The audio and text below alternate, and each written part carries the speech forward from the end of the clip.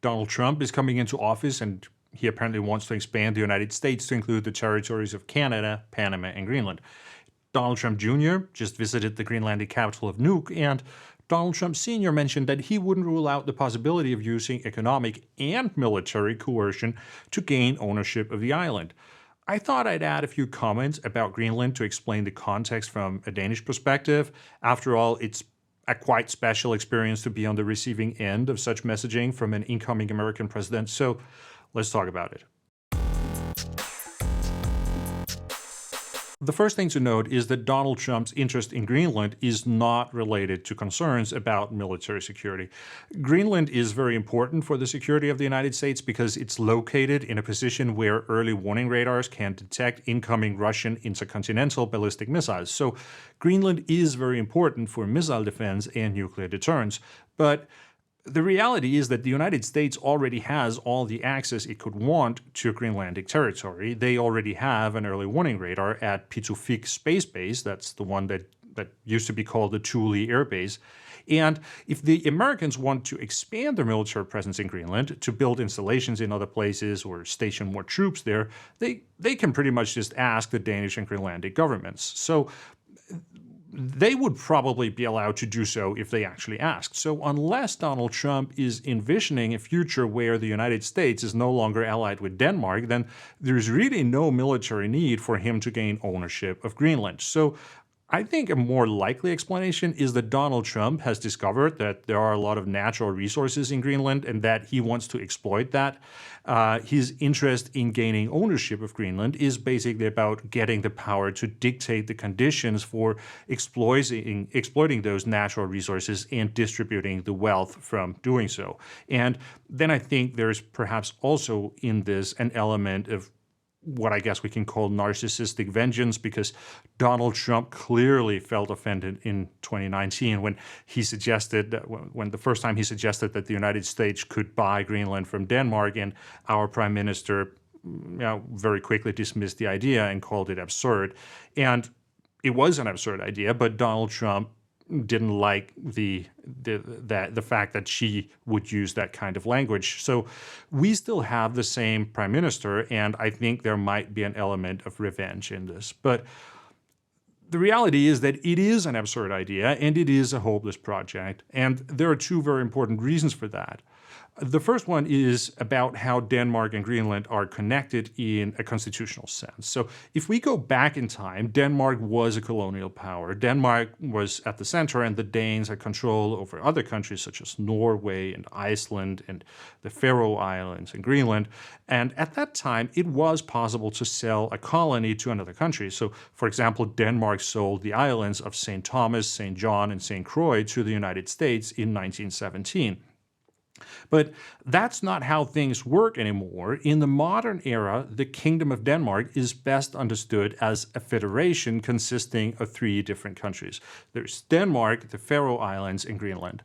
The Faroe Islands and Greenland have extensive independence, and they can make most of their decisions on their own. There are a few political areas that are still decided in Copenhagen. That's mostly those concerning national security. So it's still the Danish military that has the responsibility for the physical defense of Greenlandic territory, and it's not possible for the Greenlanders to build their own independent military. But in most areas, the Greenlanders have extensive independence, and they can decide pretty much whatever they want. There are some areas where they have decided not to exercise that right to independence because they don't have the state bureaucracy to manage all that, and they are happy in those areas to delegate those decisions to Copenhagen. But if they want to, they can take responsibility for those areas as well and get more independence. So this is what Donald Trump clearly does not understand. Denmark and Greenland are two separate countries that are connected constitutionally in something that in practice is close to being a federation. People in Denmark generally do not consider Greenland to be their country. Greenland is the country of the Greenlanders. So when Donald Trump assumes that he can buy Greenland from Denmark, that is an absurd idea, because how can you buy one country from another country, right? He might as well ask if he can buy Norway or Germany from us, right? So the first problem Well, what Donald Trump is asking here is that Greenland isn't really Denmark's to sell. It's up to the Greenlanders to decide what kinds of affiliations they want to have with other countries. And if the Greenlanders want to leave the Kingdom of Denmark and become part of the United States, then fine. Like, Denmark would respect that decision, but it's their decision. And now we get to the second reason why Donald Trump's idea is kind of hopeless. There is a strong nationalistic sentiment in Greenland in these years. Many Greenlanders want complete independence from Denmark, and there is a discussion about the possibility of a referendum on this issue in the coming years. And that might happen, but the challenge is that Greenland has a very small population. There's only 57,000 people, and they're spread over a huge territory. And there are some issues about how sustainable it would be to run a country when you have such a small population. And for that reason, some people in Greenland find it interesting that the United States suddenly has this interest in Greenland. So they're curious to find out if the United States could maybe be a source of income if they leave Denmark, and that could make it sustainable to run a country. But the dream is to have their own country. The nationalistic idea among the Greenlandic people is to break away from Denmark and to become an independent country. Almost no one in Greenland wants to become part of the United States. And indeed, becoming a part of the United States would permanently destroy Greenland's hopes of achieving complete independence, because I think it's quite clear that once you join the United States, then you don't get to leave again, right? So Donald Trump has probably noticed that there is some talk in Greenland about breaking away from Copenhagen, and he hopes that he can use this to get what he wants in Greenland.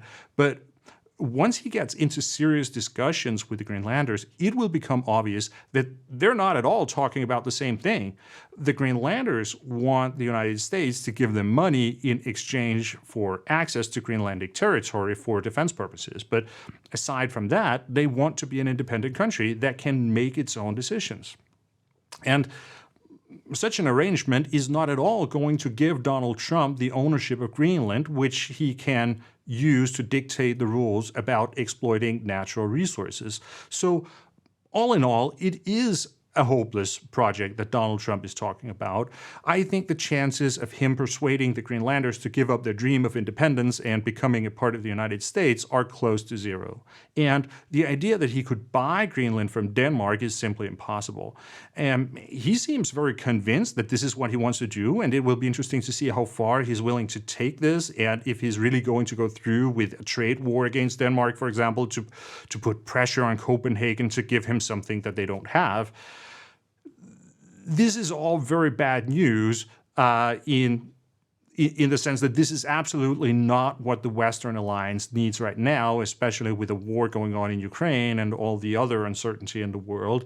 It's going to weaken Europe. It's going to weaken America if there's division and quarrels within NATO. And perhaps most importantly, this is sending a message to the world that the incoming president of the United States is supportive of imperialistic projects by great powers, right? It's really quite a message to be sending to China and Russia at this point. So it will be interesting to see how serious Donald Trump really is about this, or if it's just something that he's saying right now to steal the media attention before he's actually inaugurated as president.